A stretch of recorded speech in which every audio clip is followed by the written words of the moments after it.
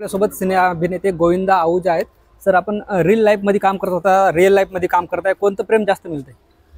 तुम्ही आता माझा इंटरव्ह्यू इथं या म्हणजे ठिकाणी करतात, जास्त डिस्कस करू शकणार नाही, परंतु जे काही कृपा लाभल्या आहेत त्यासाठी धन्यवाद। व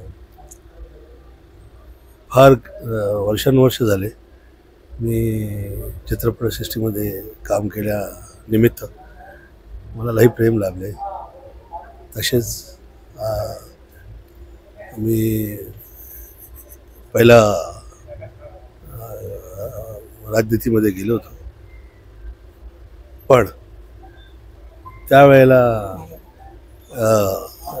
आता जो माझे जसे थॉट्स आहेत, पद्धत आहे ती त्यावेळेला नाही कळायची।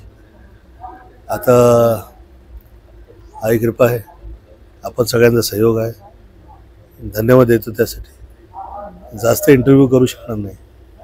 आपण काल वाशिम मध्ये फुटपाथवर बोट घेतलाय, तो व्हिडिओ मोठ्या प्रमाणात व्हायरल होतोय, काय नेमका किस्सा तो?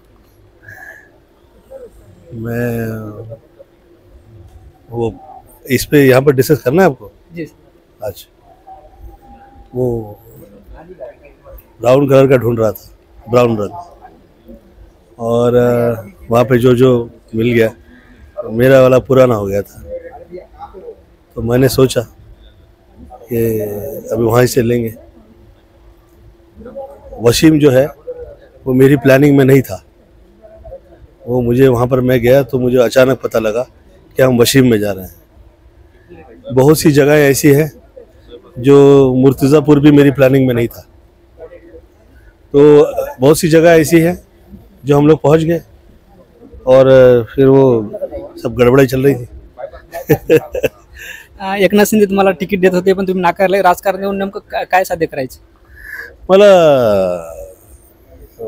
असं वाटलं की फार वर्षानुवर्ष जे आहे एक कृपा तिथल्या तिथेच तशीच थांबून राहिली आहे।